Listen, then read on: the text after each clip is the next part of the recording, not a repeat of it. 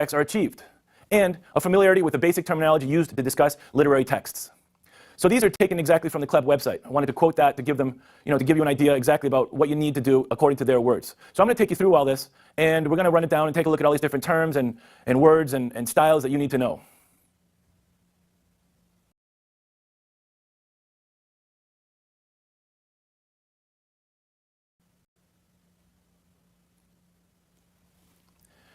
So I want to go through this with you and just make sure that things are clear, because when you're taking this test on literature, and maybe if you haven't read too much, you want to know exactly what you need to know before you go in there and sit down for that test. I mean, you don't have that much time, but you have 2 semesters of literature to go over. So let's take a look.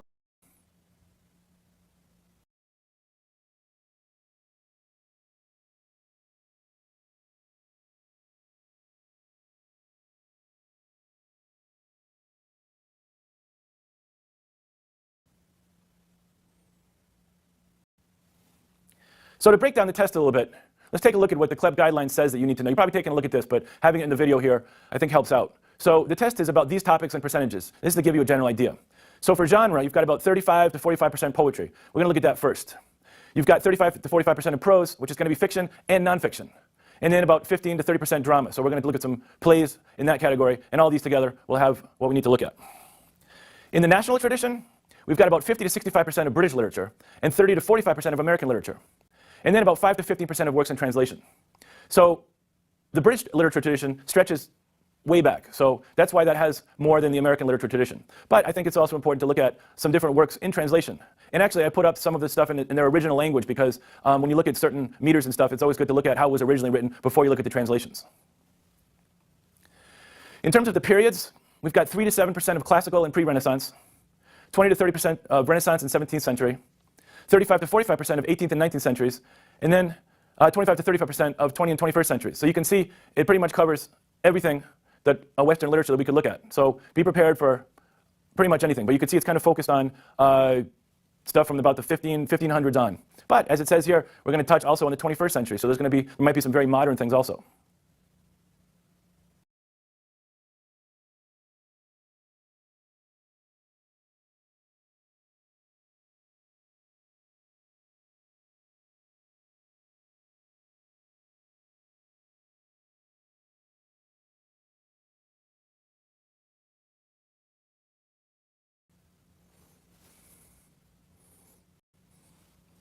So one of the questions is, poetry, why? Well, because it's part of the exam. So even though a poem may be short, most of the time you can't read it fast. It's like molasses, or trying to get ketchup out of a bottle. I put that in there to give you an idea, because we're going to be seeing a lot more things like this. So with poetry, there's so many things to take into consideration. There's the aspect of how it sounds, of what it means, and often of how it looks. In some circles, there's a certain aversion to poetry. Some consider it outdated, too difficult, or not worth the time. They ask, why does it take so long to read something so short? Well, yeah, it is if you're used to Twitter or not reading poetry. Think about the connections poetry has to music.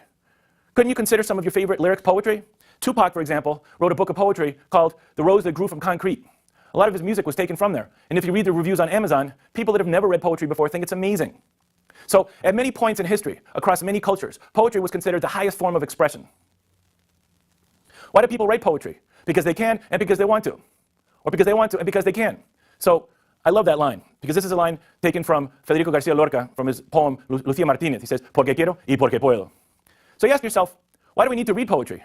Because you're going to take the CLEP exam. Once you move beyond that, it will be a lot easier. So what are some reasons why we read or why we write poetry, apart from the CLEP exam? To become aware, to see things in a different way, to put together a mental jigsaw puzzle, to move the senses, to provoke emotions, and to find order. Pablo Neruda, a poet from Chile, said he writes poetry, he said he wrote poetry to set order. And when he put his pen on paper, at the end of writing a poem, life made much more sense to him, and there was much more order to the universe. So for that reason alone, everything will make more sense once this is understood.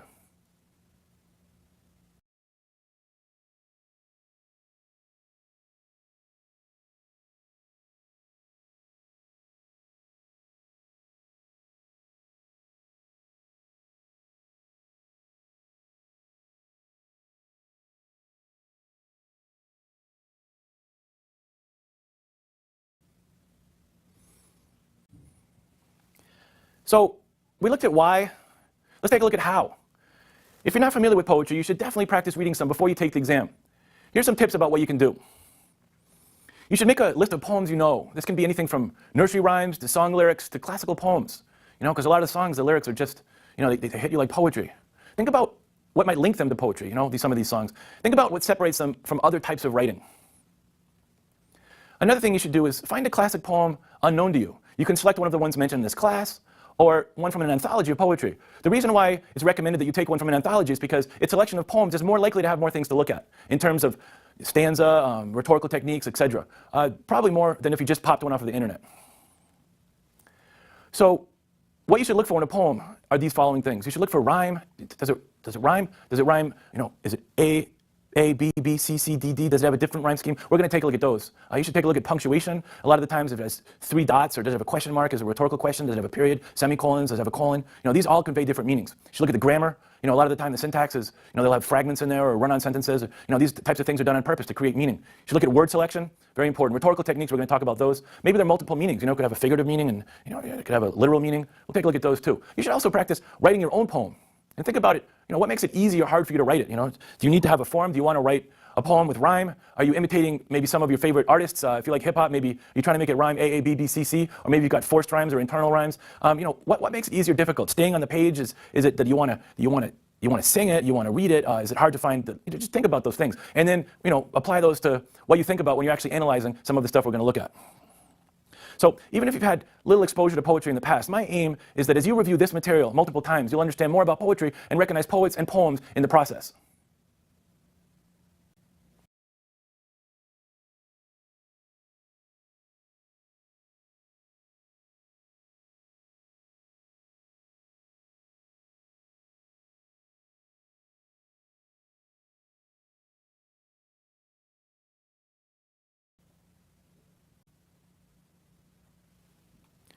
All right, let's take a look at tone.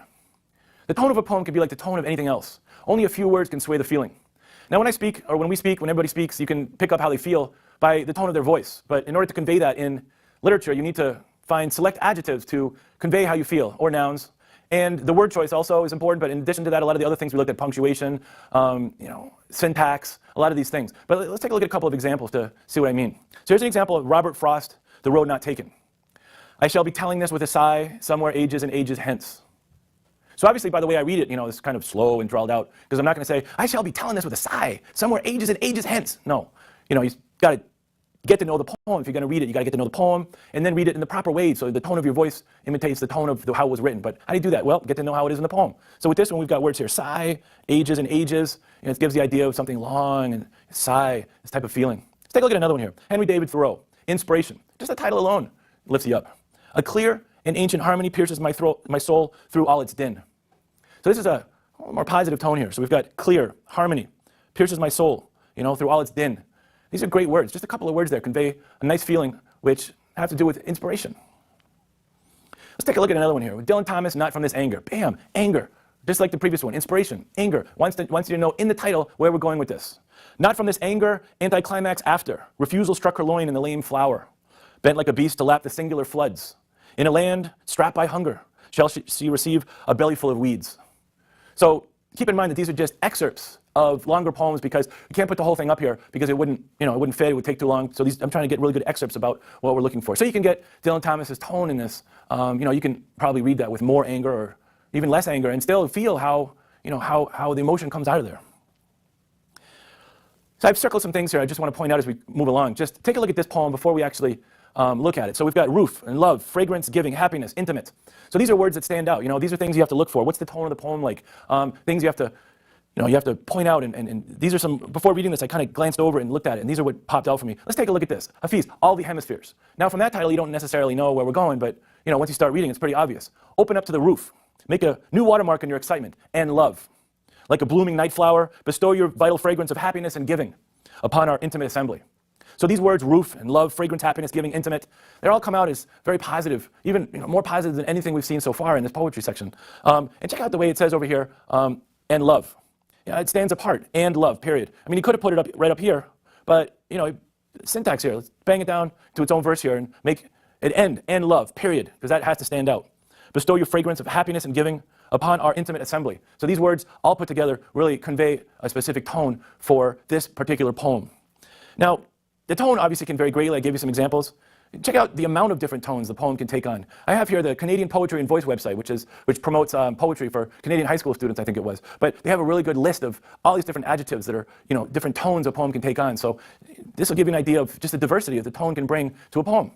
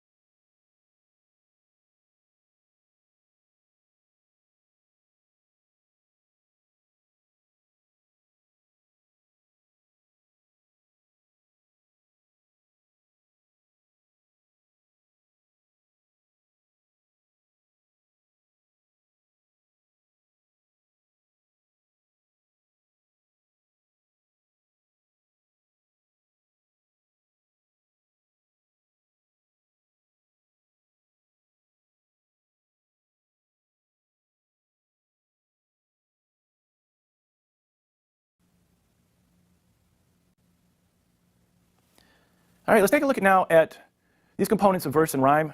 We're going to take a look at verse, stanza, rhyme schemes, end rhyme, internal rhyme, slant rhyme. Even though they're the most appropriate terms, masculine rhyme and feminine rhyme, free verse and blank verse. So with a verse and a stanza, a verse is basically just a line in a poem, and a stanza is a group of verses, kind of like a paragraph within a poem, which many times will have some sort of meter and order. So as you see a paragraph when you're reading a novel, consider stanzas thought groups you put together in the same sort of way. Let's take a look here. Emily Dickinson, A Bird Came Down the Walk. So in this poem, this is a verse, it's a line, and here we've got two stanzas because they're separated from each other. Like I said before, this is just part of a poem. We're going to be taking excerpts, so this is just part of this poem, but I wanted to put two stanzas together to show you how they're separated.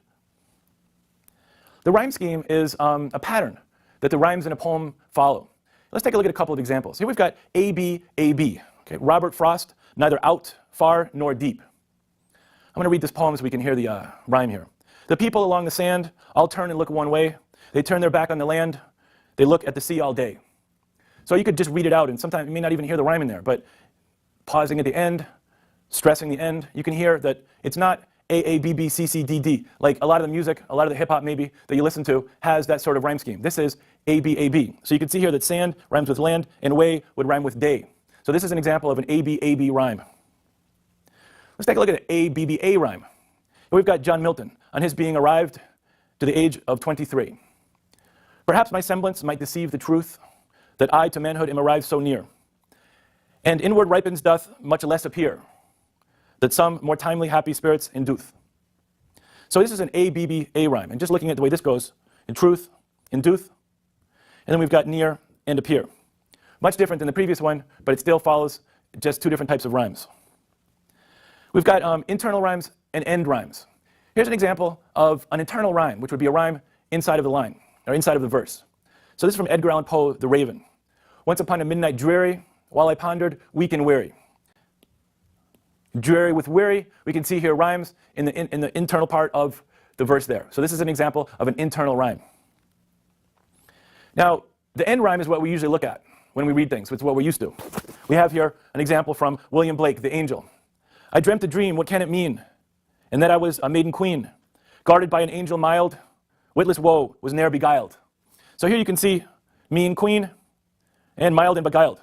An example of an end rhyme, which is, in this case, you can see it's AABB. So a slant rhyme has a couple other names here, but we're going to stay with slant rhyme. This is when stressed syllables of the consonant match, but the preceding vowels don't. I have an example here, another poem from Emily Dickinson, Hope is the thing with feathers. Hope is the thing with feathers that perches in the soul and sings the tune without the words and never stops at all. So this is an example of a slant rhyme, because you can hear that we have soul, all. They're not exactly rhyme, but it's a slant rhyme because we've got the L sound in there. I just wanted to point out that, this is not only found in poetry, but it's also found in hip-hop. Notorious B.I.G. and also Nas have used it a lot in their lyrics. Masculine and feminine rhyme. Like I said, these are not modern terms, but you may run into them in your studies. So a feminine rhyme, sometimes called a double rhyme, is a rhyme that matches two or more syllables. The final syllable are unstressed, and it usually is at the end of the line. Let's take a look here by a poem by William Wordsworth, London, 1802. Now, Milton, thou shouldst be living at this hour. England hath need of thee. She is a fen of stagnant waters, altar, sword and pen. Fireside, the heroic wealth of hall and bower have forfeited their ancient English dower. So we can see here hour, bower, dower. They're not stressed at the end. They're stressed the second to last here. Hour, bower, dower. So this is an example of a feminine rhyme. A masculine rhyme. A rhyme that matches only one syllable. Usually the final syllable is unstressed, and it usually is at the end of the line. This is a majority of all English language poetry. So this is an example from John Donne, Death be not proud. Death be not proud, though some have called thee mighty and dreadful, for thou art not so. For those whom thou thinkst thou dost overthrow. So you can see here, so, overthrow. Then if we keep reading, die not, poor death, nor yet canst thou kill me from rest and sleep, which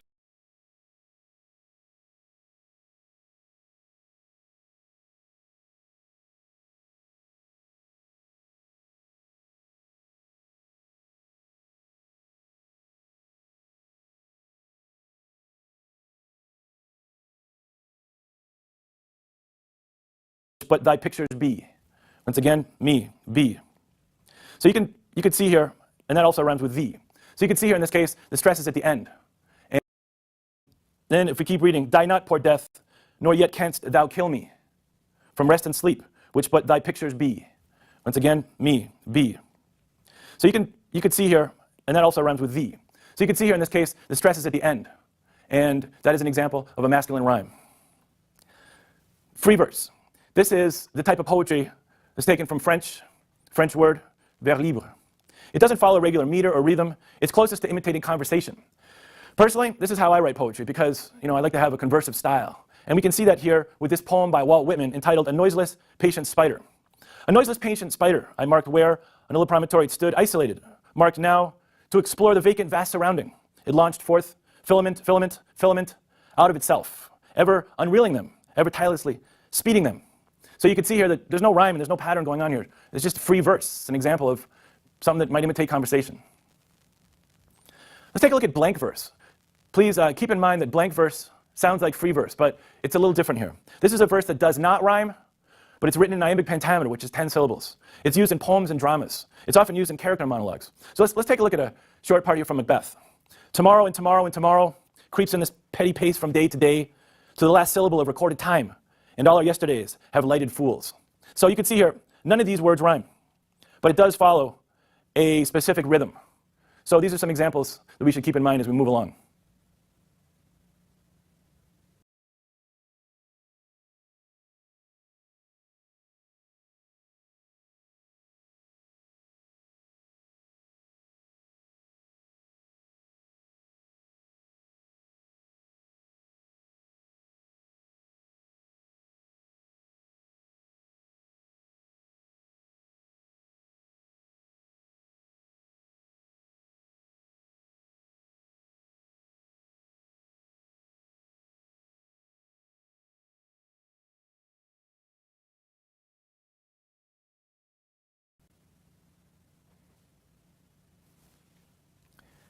All right, how's it going? Let's take a look now at meter. In this short segment, we're going to take a look at meter, the iambic pentameter, the iambic meter, iambic foot, anapest, and the trochee. So the meter is a pattern of stressed words in a verse. Reading aloud, if possible, is better than if you just read it in your head because the stress naturally falls on syllables. Let's take a look here at Shakespeare's Sonnet 18. Shall I compare thee to a summer's day? Now you can see here, I underlined the stress words. Shall I compare thee to a summer's day? So that's an example of that. Now it's just, like as I said, going along with natural speech, because if I were to stress the other parts, it wouldn't sound natural. If I said, shall I compare thee to a summer's day? It's not natural. So yeah, this imitates most of the time natural speech. If the pattern is stressed and unstressed in sequence, then it's called an iambic rhythm. If the whole verse follows the structure, then that's referred to as iambic meter. The most common of these is the iambic pentameter, which is 5 stresses with 10 syllables in all. And let's take a look here at John Milton's Paradise Lost. Invoke thy aid to my adventurous song, so that with no middle flight intends to soar. You can see how that moves along pretty well with that iambic pentameter of stressed and unstressed vowels.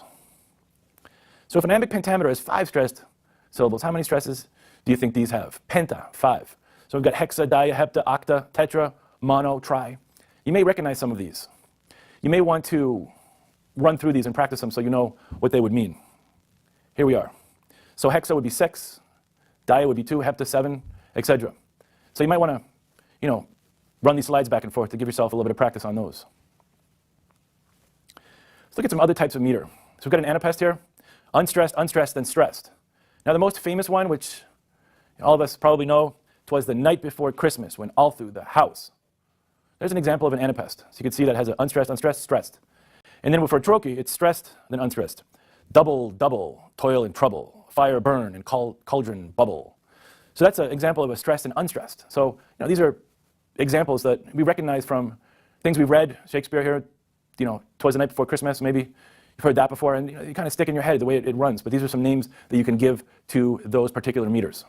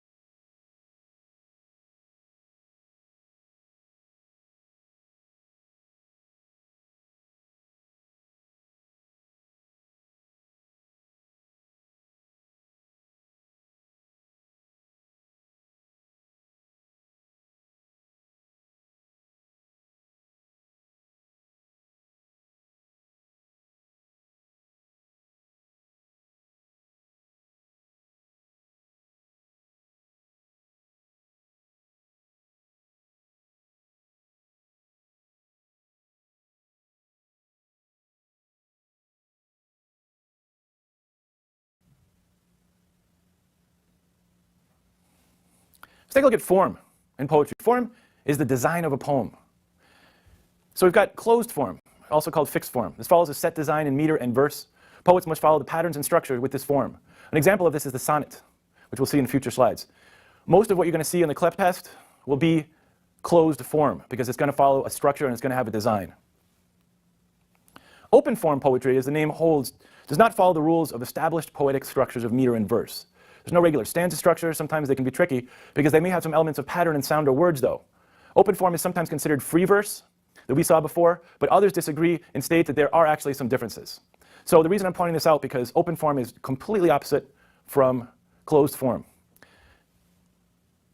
Now, at the very beginning of this section, I explained that, sometimes poetry, when you look at it, it'll visually be different. Obviously, we can look at a stanza and we can see that, but there's something called concrete poetry. It's also called shape poetry, but this is when a poem itself takes on a physical form. But this is, not just looking at it. It's fun to write and read it, but, this can also help the reader understand more of the poet's thinking. Here's an example of concrete poetry from Guillaume d'Apollinaire's Calligram from 1918. So, you could just look at it and say, hey, that's the Eiffel Tower. So right before you even start reading, you don't even have to speak French to understand this poem, well, part of it at least, because it says, it's a picture. So a lot of the time, in concrete poetry, and if you put in concrete poetry or, on the internet, you'll come up with some really cool examples. It's very popular now. There's a lot of different animals out there that people write about. But this one, you can see here, this one's from 1918. There's form poetry that goes back a long time ago to ancient times, I think. So let's take a look at this one for a sec. I mean, it's in French, but it would say, if you read it from the top down, it would say, Salut, monde dont je suis la langue éloquente, que sa bouche au Paris tire et tirera, etc. No? So you can, when you read it, you're kind of reading it down, and it opens itself up, and it becomes larger and larger, just like the base of the Eiffel Tower. So, even when in form poetry, when, you would think, oh, the main idea is to get an image here, and the words don't matter. No, it's just even the way you read it also, kind of gives off an air of how it's supposed to be read. Because I could read this poem to somebody and not show them what it looks like, and it would still be a poem.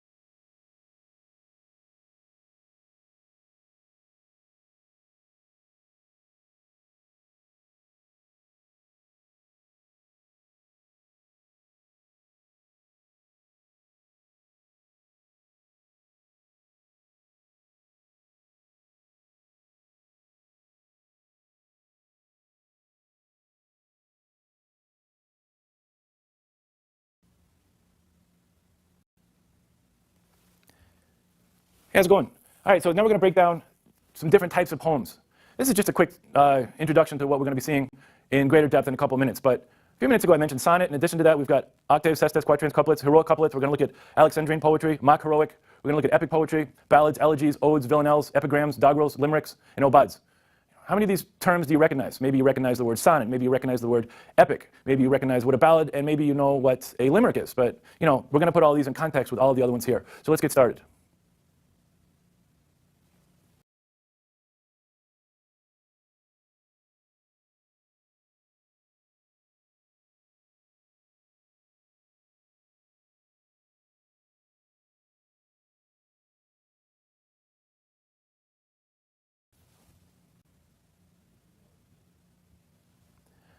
All right, so let's take a look here at the sonnet. The sonnet is perhaps the most famous of poetry forms. There are 14 lines, usually in iambic pentameter. There are two types of main sonnets, the Petrarchan sonnet and the Shakespearean sonnet. Let's take a look at the first one. The Petrarchan sonnet is a poem made up of two major sections, a major group of 8 lines, the octave, and a minor group of 6 lines, the sestet. The rhyme scheme is usually A, B, B, A, A, B, B, A, C, D, E, C, D, E. Let's take a look at an example. So here we can, I'm not going to read the whole poem, but yeah, this is the whole sonnet. This is not just an excerpt. So you can see over here, we've got A, B, B, A, repeats itself here, and then we've got C, D, E, C, D, E, 2 times on this part, okay? So this whole section is, you can see how it's broken down for this example of a Petrarchan sonnet. Now, the Shakespearean sonnet is a poem made up of 3 quatrains, which is a verse of 4 lines, and a couplet, a verse of 2 lines. The rhyme scheme is usually A, B, A, B, C, D, C, D, E, F, E, F, G, G. And here's an example of that. So I'm just going to leave this to you to go back and forth and look at that rhyme scheme, and then go in and find the way they rhyme to help you break it down. I'm just going to look at the first couple lines to show you here. But you can see here, I rhymes with die, and life would rhyme with wife. So what would that be? Stepping back, you can see A, B, A, B. Does it follow that? Yes, it does. So take a look at the rest of this poem on your own and see how it's broken down. And these are a couple words that I just pointed out a minute ago. I just wanted to run through them again with you. So an octave is 8 lines of iambic pentameter. Sometimes it's called an endecasyllables of 11 syllables in the Italian style. The most common rhyme scheme is A, B, B, A, A, B, B, A. And as we saw, it's the first part of the Shakespearean sonnet. And the sestet here is generally the second division of the Shakespearean sonnet, which consists of 6 lines. So, keep in mind these different terms we're using. But like I said, octave would be 8, sestet would be 6, and a lot of the roots of these words will help you remember how many lines they represent.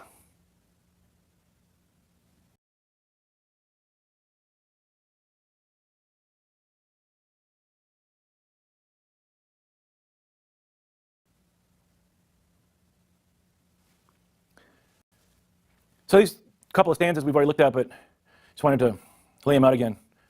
Never bad to repeat stuff, right? So, like I said, the root, quatrain, quattro, 4. So a quatrain, this can be a stanza or a type of poem that consists of 4 lines. And as we saw a bit back, couplet, 2 lines. Think of the word couple. Couplet, 2 lines, usually with the same rhyme and meter. Now, from the couplet, the heroic couplet emerged. This is a traditional form of English poetry which was used in narrative and epic poetry. I'll talk about epic poetry in a couple of minutes. But you can see this example from Chaucer's Canterbury Tales. When that April with the showers soot, the drought of March hath pursed to the root. So this is just a couplet, and you can see here soot and root are the rhymes there. So let's move on now to talk about epic poetry.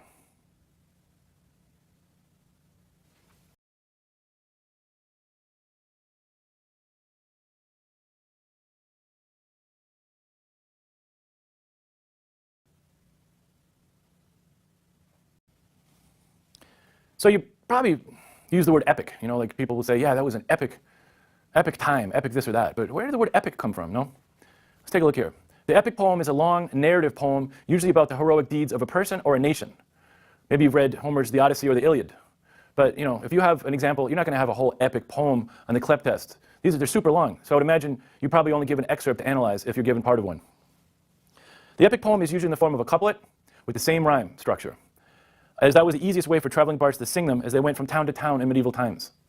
So it's kind of interesting because in the olden days, when people, way back before recordings, way back before, any of the stuff we can just put in our ears now and listen to, people would gather around a square or they'd gather around the court, and these traveling minstrels or bards would go and sing. This is the tradition in many countries. In France, you've got you've got the troubadours. You've got it's happening in Spain, across Italy, in minnesingers in Germany. Even today, you've got the bersolari in Basque. They have these competitions in public where they'll have these kind of like what we like rap battles where they go back and forth and they'll sing these songs to each other. So this sort of poetry is has a long tradition. This oral poetry from from medieval times. And it's kind of the way people were entertained because there weren't any cinemas. There was theater, but sometimes a bard would come around and he would sing and people would gather and they'd hear an epic poem. And when you have rhymes in a couplet like that, it's easy to sing them because a lot of the times people would sing along. Maybe if they, if you ever go to concerts and they'll say like, so they'll sing part of a song and then the singer will stop and everyone in the crowd will sing the next verse. That's because they know what's coming. So sometimes, things like that with the rhyme scheme, you can anticipate what the next words might be. Now, the mock epic, we call it mock heroic, is written in heroic couplets.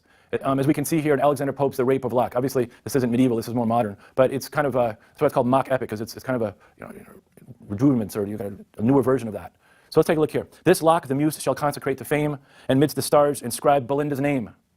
So you can see how that could be sung. That could be sung, this sort of epic voice. There's a great connection between poetry and music, and I want to keep hitting that home, because if you make those connections, it'll help you remember things and help you appreciate what we're doing here with the poetry. So that's pretty much the base of the epic.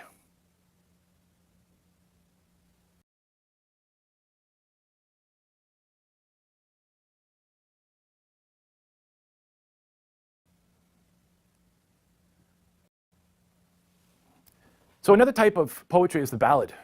This is another type of medieval tradition here. These were popular back then and have been ever since.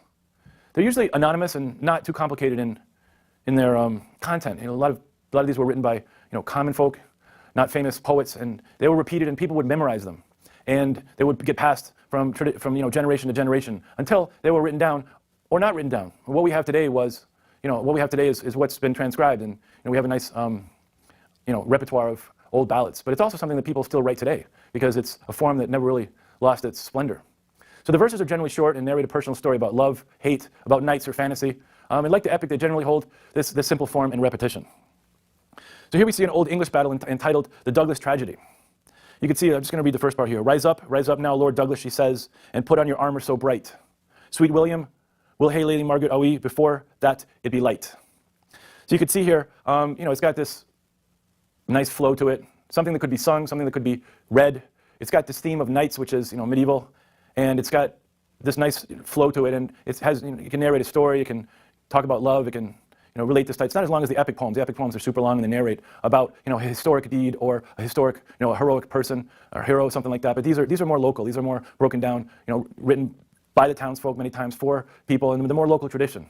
So let's take a look here. From the ballad were developed the ballad stanza, which is ACBC rhyme of 4 lines. 1 and 3 have 8 syllables, and 2 and 4 have 6. Here we have Samuel Taylor Coleridge in The Rime of the Ancient Mariner. So let's take a look at this poem here. All in a hot and copper sky, the bloody sun at noon, right up above the mast it did stand, no bigger than the moon. So you can see here noon and moon rhyme, nice couplet there, and it's got that nice flow. It could be said, it could be read, and it could be remembered by the simplicity with which it's presented. So this is an example of ballads and how they still are popular today.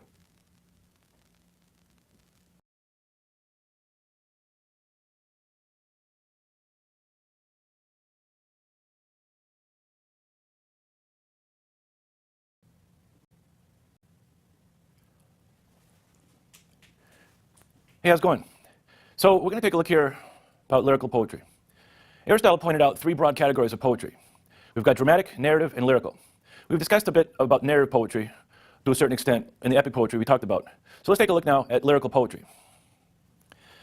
From Greek times to modern times, lyrical poetry has been popular with many poets because it involves emotions and feelings. It is more personal than other types of poetry and is mostly in first person. Let's take a look at the first type here of lyrical poetry. One type of lyrical poem is the elegy. It's a sad poem, usually written to praise or weep for someone who has passed. It's similar to the eulogy, which is a speech for someone at a funeral. Elegies can also be about a lost love or a lost time, so they may show up in a bunch of different forms in a poem. Another type of lyrical poem is the ode. It's similar to the elegy, but usually to praise someone or something. It's not limited to the theme of death or loss. It can have complex stanza forms, and there are many types of odes. Let's take a look at one here that Keats wrote, Ode to a Nightingale. My heart aches, and a drowsy numbness pains. My sense as though of hemlock I had drunk, or emptied some dull opiate into the drains. 1 minute passed, and leftwards had sunk. 'Tis not through envy of thy happy lot. So, got an ode here. It's obviously have to do with suffering and pain. You can see here, my heart aches. Get the tone. We talked about tone at the beginning of all this, and you can definitely get the tone of this particular ode.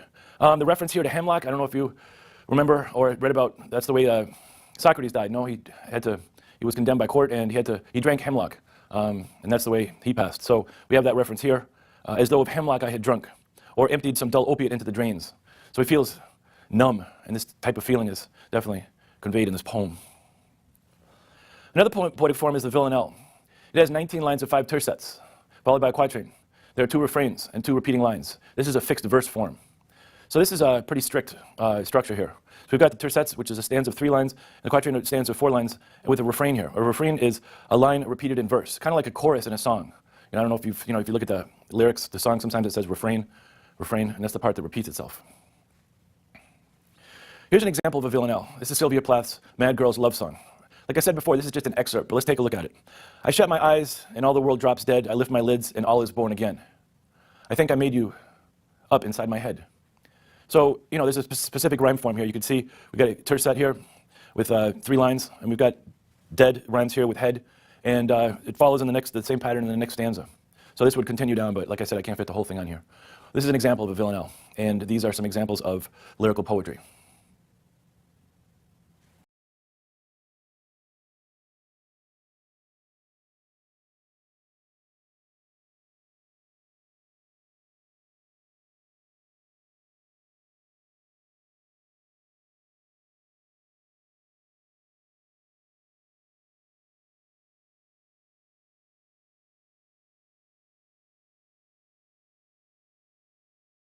Examples of lyrical poetry.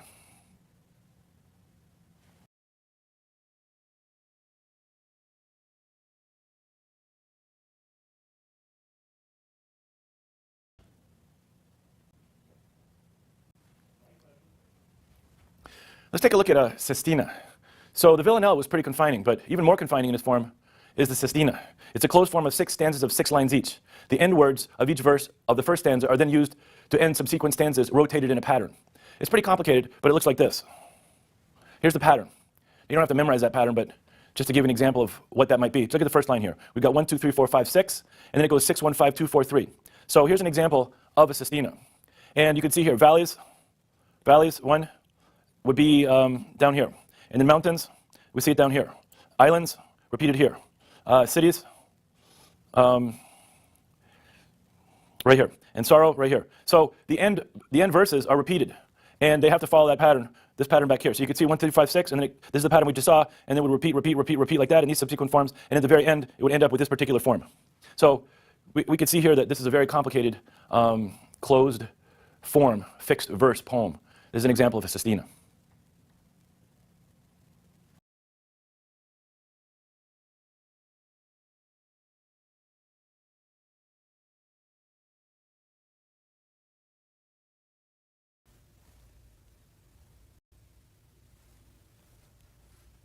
All right, let's take a look at some other types of poetry.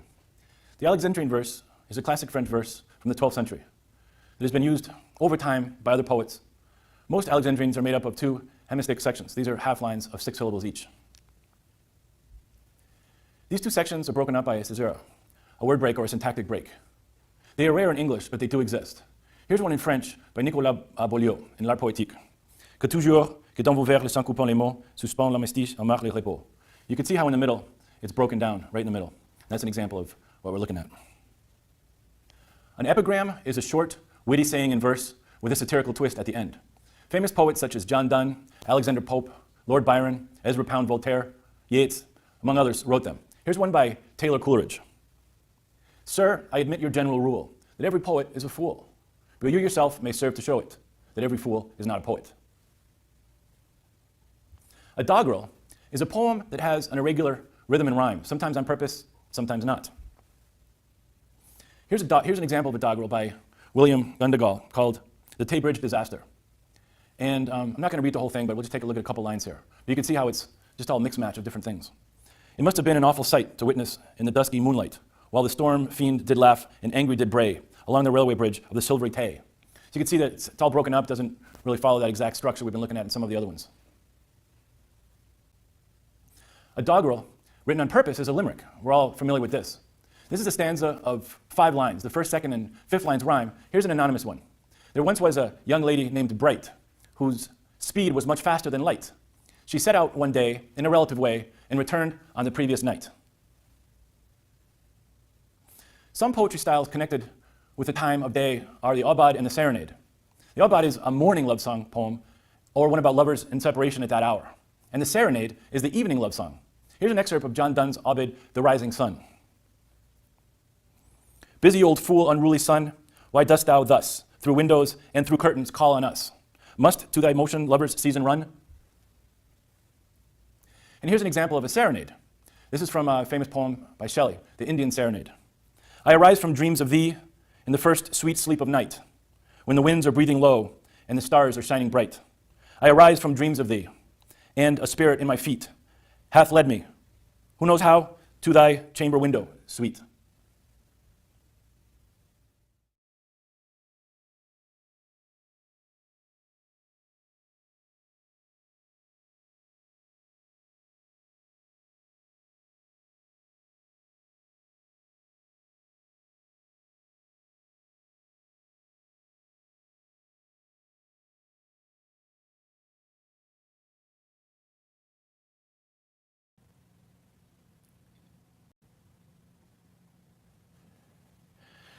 We saw some of these terms before, but I want to run through them again. Just kind of as we're wrapping up the poetry section here, I just wanted to run over some stuff here. So we've got, for meaning, denotation, this is the direct meaning of a word or expression. It's the explicit and literal meaning of the word, the one you'd look up in a dictionary, for example. And then we've got connotation. This is the indirect meaning of a word, what might be implied. So think about the difference between these words. If I say house or home, a house would be the physical building. I'm going back to the house. I'm going home. You go home for the holidays, maybe. Maybe you go home for the summer. Maybe you go home. It's just got, I need some home improvements. They both can be used for house, but home has different connotations. More warm. House, more of the building structure. Expensive and pricey. Yeah, that's an expensive car. That's a pricey car. So the second one would connote that probably out of your budget. Slender, thin, and skinny. These are all different words that mean the same thing, but it's very skinny. What does that connote as opposed to thin or slender? They all mean pretty much the same thing, but the connotations are all different. Let's take a look here at an example of this in a poem. This is a poem by Gustavo Adolfo Becker, Rima 7, Rhyme 7. So this is just the first part of the poem, but I wanted to take a look here. In the dark corner of the room, perhaps forgotten by its owner, silent and covered with dust, one can see a harp. How many notes sleep in its chords like the bird that sleeps in the branches, waiting for a snowy white hand that can awaken them? So, yeah, denotation. Yeah, there's a harp over there in the corner. There it is. So what do you want to do about it? Well, it's just sitting there. But what does it connote? Think about it. All the different connotations. A harp has to do with beauty. It has to do with sound. There's making a connection here between music and poetry. So basically, there's a harp in the corner. All you need to do is get up and play it. And it says here, for snowy white hand that can awaken them. So waking up the senses. Wake up your poetic sensibility and play the harp. Wake up your poetic sensibility and be creative. So there's just a harp in the corner as a denotation, but the connotation has to do with poetry and music and sound and action and creativity. Let's take a look here at symbol. This is when the words represent a concept, relationship, or object. There's some stock symbols out easily recognizable, like a rose. A rose is a rose. You got a flag. If you show me like the American flag, for me, it would have a different symbol than, for example, someone in a different country. It might symbolize something else. When I see a Korean flag, for example, that's got a lot of symbols on it, but it doesn't mean the same thing for me as it might for a Korean. A skull, skull and crossbones. Old skull in the iconography, the old subject matter of many of the old paintings. A skull would be, represent death, or skull and crossbones is danger. Maybe the color white. Why do you wear a white wedding dress, for example? Symbolizes purity, etc. So let's check out this level of symbology in this poem called Poetic Art by Vicente Huidobro. Now, this is another poem. You may have to zoom in on this, but I just wanted to get in the whole poem here. This is called Poetic Art. So this is originally written in Spanish. This is an English translation, obviously. But check out the symbology here. Verse is like a key that opens 1,000 doors. A page turns, something takes flight. How many believing eyes look at the hearing soul and the hearing soul remains trembling? So the verse is like a key. Well, opens up a lot of possibilities. Remember at the very beginning of this section, I said, why do people write poetry? And, this is part of that inspiration. Now the second stanza here says, invent new words and care for their word. The adjective, when it does not give life, kills. What that means is, adjective, if you don't use words correctly, you can overuse them, and when it does not give life, it kills. It becomes too much. The words, if they're not used properly, do not have the correct function. We are all in a cycle of nerves. The muscle cluster, like I remember in the museums. So, in the museum, there's a lot of great art. A lot of great poetry has been written. We don't want to compete with that. That's already done. The true vigor resides in the mind. So now he's saying here that with the key, we can open our mind. So we don't need to imitate things. As he says here, why do you the rose, O poet? It will flourish in the poem. It's saying here that, why do you recreate the rose? You should just, why do you recreate a rose that's already there? Why don't you make your own rose? So here we've got the symbol of the rose again, the symbol of the key. Only for us live all things under the sun. The poet is a small god. So this whole poem here, it's got a couple of symbols in here. We've got the muscle cluster, which is, it symbolizes all the great things that have been written. We've got the key here. We've got the rose, etc. And basically the whole poem here is just saying, the possibilities are limitless. We don't have to, he was a creationist poet, where he thought that we could create anything we want through poetry, and that the limits were endless. So this is an example of symbol in verse. So when you think about all the three of these terms together, denotation, connotation, and symbol, it's kind of like one step after the other. A lot of the times connotation and symbol might overlap, but let's think about it for the word table.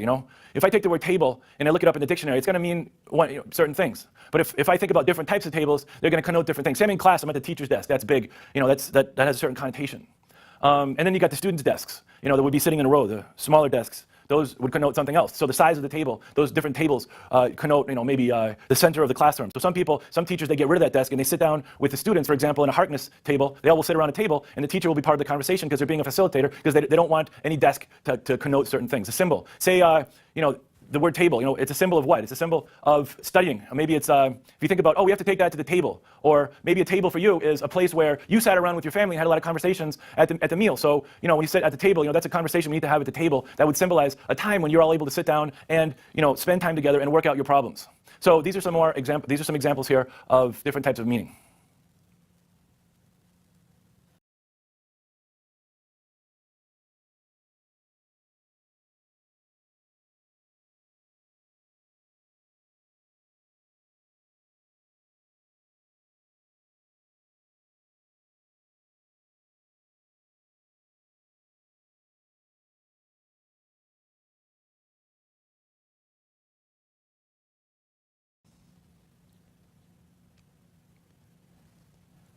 All right, let's take a look here at some more stuff on construction.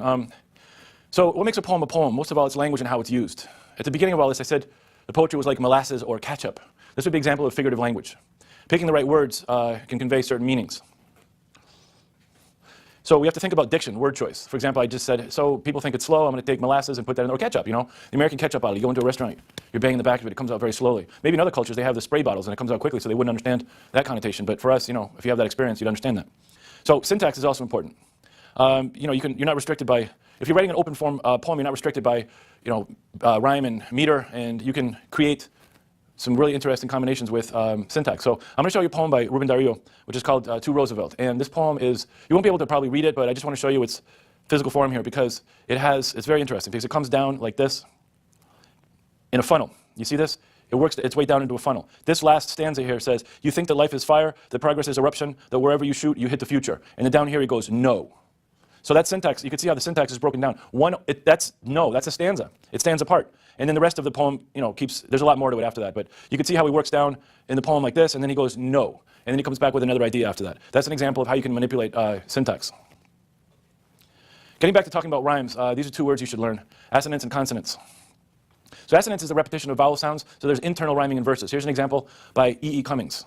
On a proud round cloud in white high night. So you can see here, proud, round, cloud, white, high, night. And those repetition of the vowel sounds in those examples there. In consonants, we have a repetition of consonants. This is a counterpart of assonance. So here's an example from William Blake's The Chimney Sweeper.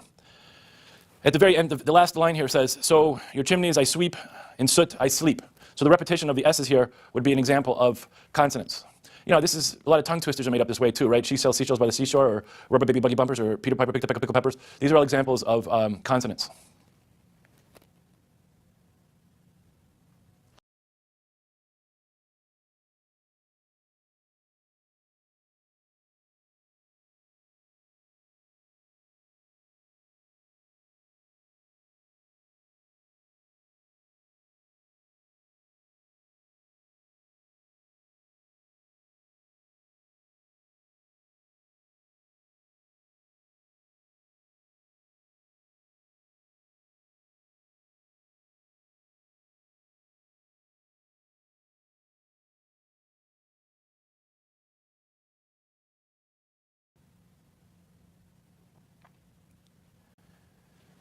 Hello again.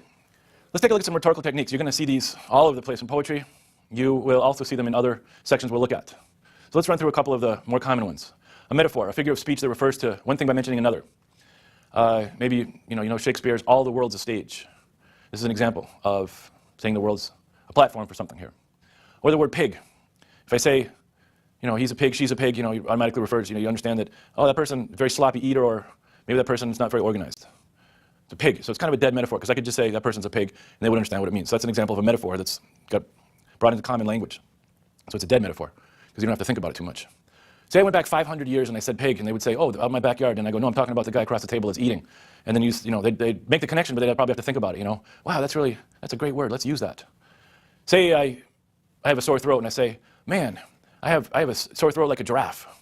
Someone's going to say, what? But then if you think about it, you think, let's see, giraffes, they have long necks. So if they had a sore throat, it would be a long sore throat. So it would be pretty bad.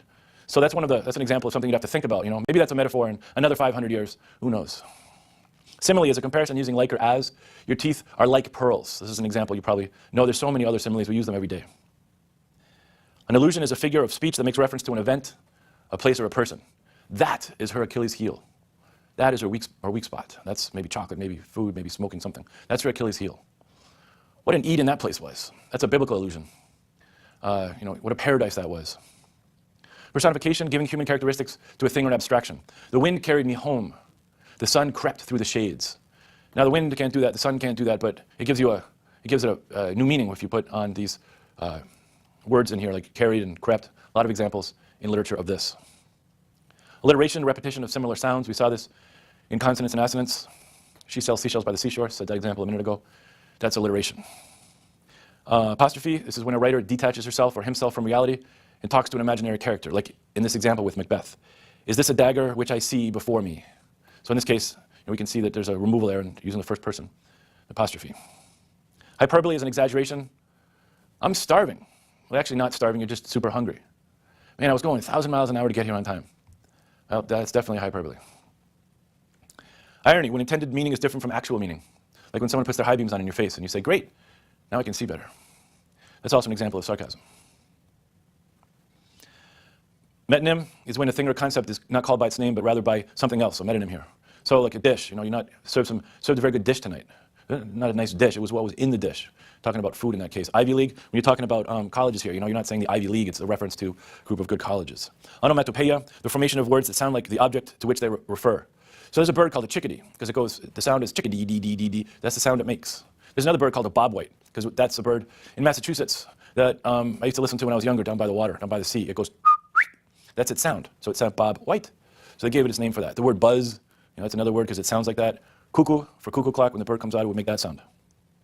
Oxymoron, when a seemingly self-contradictory effect is produced, like pretty ugly, jumbo shrimp, dark light. Paradox is another contradictory statement, but one that might express the truth. Like, for example, from George Orwell's Animal Farm. All animals are equal, but some are more equal than others. Everyone's different, but I'm the same. Sarcasm, the use of words that mean the opposite of what you want to say, usually to show irritation or be funny. I work around the clock so I can be poor, not the sharpest tool in the shed. Being sarcastic every day. Synecdoche, when the part is taken for the whole, or vice versa. Nice wheels. Maybe you're not really talking about the wheels, but you're talking about the car. I bought some new wheels today. How much did that cost? Oh, $500. Wow, that was cheap. No, I'm talking about the car. Or when you ask for someone's hand in marriage, you're not just marrying the hand, you're marrying the person, because the hand is a reference to the person. So, this concludes this section on poetry. I hope you were able to learn a couple of words and review some of the key terms here before you take the CLEP test. And feel free to run through these sections as many times as you need.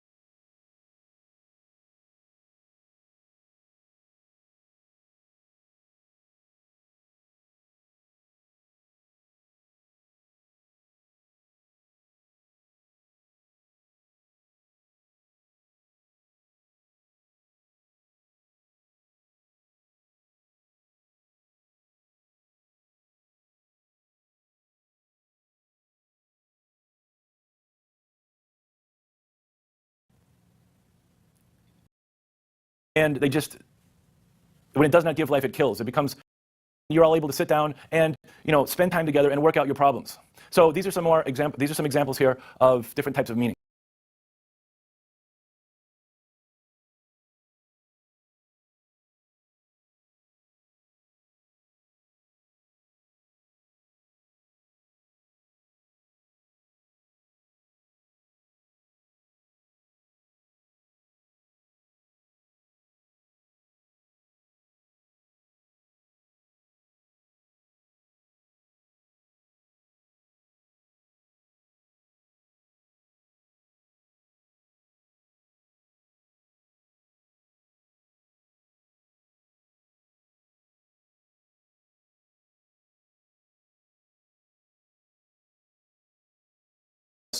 And feel free to run through these sections as many times as you need.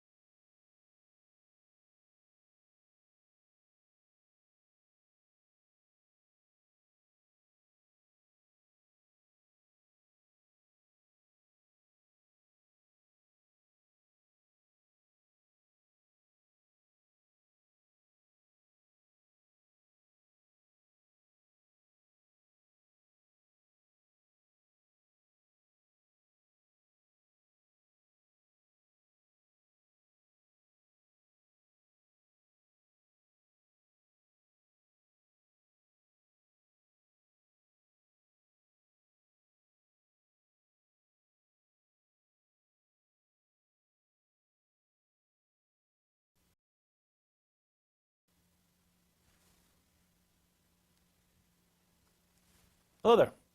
So now we're going to take a look at prose. But before we do that, I wanted to just remind you how everything is connected. So we're going to look at prose after poetry and before drama. But please keep in mind that even though these are three separate sections, much of what we covered in poetry will be important in prose and drama, just like much of what we cover now in prose can be applied to the other genres.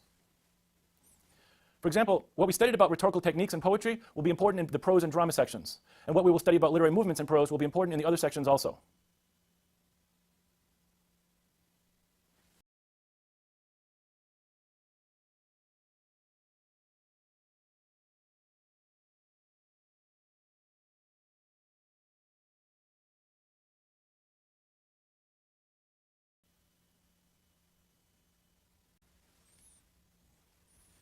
So what is prose? Well, prose is not poetry. There's no versification or rhyme in its form. However, there are many similar factors to consider, such as diction, syntax, and literary devices. Prose is most everything else we read day to day: magazine articles, commentaries, essays, novels, short stories, memoirs, biographies, textbooks. And talking about prose, we can separate it into fiction and nonfiction. So fiction is basically what's invented, and nonfiction is what is recorded. Novels and short stories are examples of fiction. Biographies and most essays are examples of nonfiction. There can be, nevertheless, some elements of overlapping with fiction and nonfiction. For example, historical fiction.